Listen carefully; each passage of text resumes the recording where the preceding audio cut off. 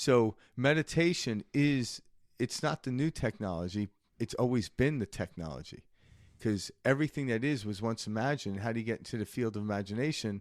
Is through meditation. Like when I was a kid staring out the window and I noticed a bird on the tree when I was in school, and next thing you know, I didn't see the tree, I didn't see the bird, I got drifted off. And all of a sudden, I was woken by my teacher yelling at me. Get this done. And I didn't realize what I was doing. People like, you daydream. I'm like, yeah. But you look at all these people that created Marvel projects and Marvel technologies in the world that help people. They were themselves continuous and daydreamers, right? So, but like I couldn't be staring out the window all day long. I had to then bring it back into the solidified world and then create something out of it. So then I create, I'm like, okay, I like that. Now let's build upon it. Okay, Frank Daly, I like that aspect. Well, we got to get rid of that one. Okay, go into the field, come back out and add to it. And it's constant expanding. But I'm not making myself better. I'm just expanding who I am. You don't make a canvas better by putting more paint on it. That again, that's the mind measuring. As soon as we measure something, we say, "Is this good or bad?" We've taken the life from it. Yeah, it's now measured, and this is why people hate, going, to school or the standardized testing and all this, because we are not all the same walk of life. So to measure somebody on this and say, okay, you are not intelligent because you did not pass a standardized test is so foolish on its face. And with this new understanding, you'll still use a standardized testing, so to speak, to see if you're moving in the right directions, but you'll never you won't feel bad about getting like a B on it rather than A, because a B is like, okay, I'm moving in the right direction. All right, I'm like, you're 80% or 80-something% better or moving in the right direction. That's all you need to know. So you'll look at it and perceive it differently.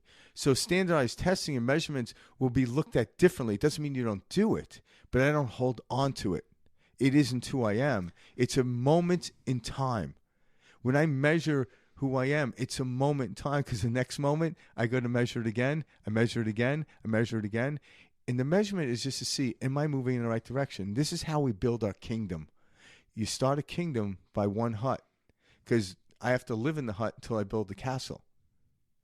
But then one day you just keep building it and have a kingdom.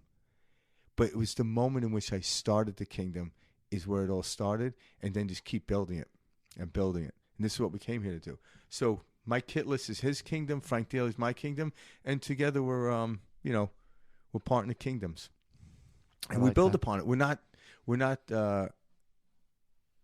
fighting kingdoms. But as soon as we again observe, and as soon as we measure, something happens, and it becomes solidified, and it becomes quote unquote real. But really what that is it's more like we become attached to that idea, and we say, this is who I am. This is it. No. And that's where we're getting lost. Yeah. Because we're not just this. We're not just that. We are all encompassing this and that. And that. Yes, this and that, not or. Take the word or out of your language. It's this and that. And then but what we're trying to do here is get people to control their energy. More control of their energy. And what's energy? It's mind. So we live in a mental universe, a mind-made universe. So if I can control the mind, the body is the particle. I can control the particle. But if I don't control my mind, the particle runs my world. And I was listening to someone talk about this, and I thought it was very interesting. And they were talking about like how we can talk to ourselves. But are we really talking to ourselves? Are there two of us in there? And the truth is no.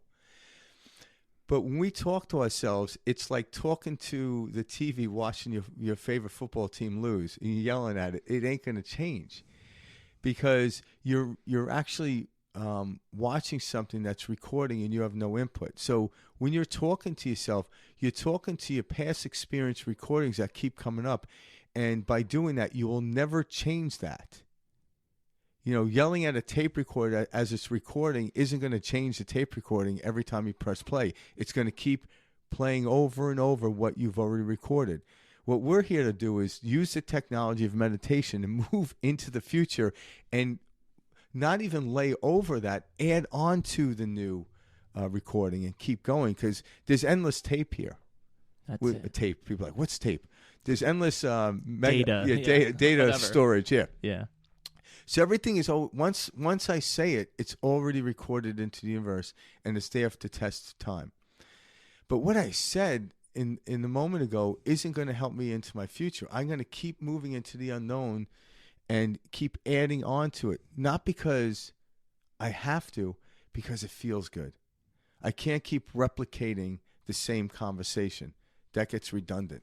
It's the Groundhog's Day effect, and we can move on beyond that, utilizing this new technology.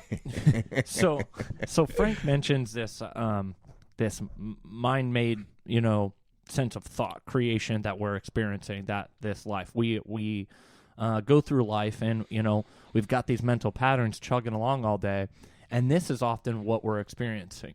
So I heard somebody talking about this last week when I was watching a show. I was telling Frank about this earlier, but they brought up the fact that consistent and constant thought is an issue, because it never allows us to be in the moment and to be. We are constantly we are so associated with just the consistent repetition of thoughts that's all that we're experiencing. It's never in this moment. It's always, okay, on to the next. This will be better. It's a consistent chase. So this gentleman said, when we can think of thought as one of our senses, and he called it our sixth sense, it's got a different feel to it, because just like taste, touch, smell, hear, all those faculties that we have, we can associate them, or we can recognize them, we can even let go of them, or we can say, oh, it just tastes that way, or it just looks that way, or whatever. Mm-hmm. Well, when you can do that with thought now, and think of thought as a sense, it was like a mind-opening thing for me, because I was like, wow, light bulb went off. I was like, that's a great way of looking at this. We don't constantly need to be in thought. Imagine if we were walking around smelling all day, just smelling and everything. It would be overwhelming. It would get, frustrating. We'd get tired of it, etc. That's what we're doing with thought. Yeah. We're thinking all day and going, whoa, why am I so drained of energy, etc. It's like using one thought or one of your senses all day. And when you can look at thought as a sense, one of your faculties that you're able to utilize, you create distance from it, and you're no longer your thoughts. You're like, wow, my thought is a tool. My thought is it's just like taste, touch, smell. Yeah, it's a byproduct of the state we're in, actually. Yeah. So when I actually go in and use the technology to say meditation, it doesn't mean you have to close your eyes and sit on the couch. You go in, when we learn to use our mind properly, we choose the state, and in that state, these thoughts come up. So if I'm choosing the state that I'm coming into, those thoughts will never drag me down. Most of the time, we're in a state that we don't like. That's why the thought is banging us around. That's why the thought is taking energy away. Because if I'm in a state that I choose, like a high state of energy, and I'm getting ready to go to work, all of a sudden, every thought that comes into my mind is going to only help expand that business, if it's business related.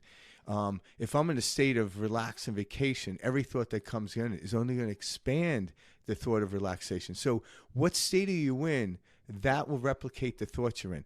So if I don't want to be in that state, but I fall into it, that's exhausting. That actually uses up the technology. It burns out the cell phone, so to speak. That's why by midday you have to plug it back in. We're not using it efficiently. So we aren't the thought, just like we're not the state. We move into the state, and in that state, there's a whole slew of thoughts. But just like if I go, take it again, if I go from the state of Arizona to the state of Montana, all of a sudden, everything in Montana I experience is what I wanted to. You got the rivers, you got fly fishing, you got mountains, you got all this stuff.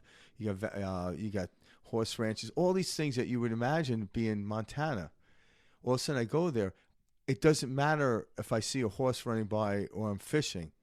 That's a thought that's expanding my experience in Montana.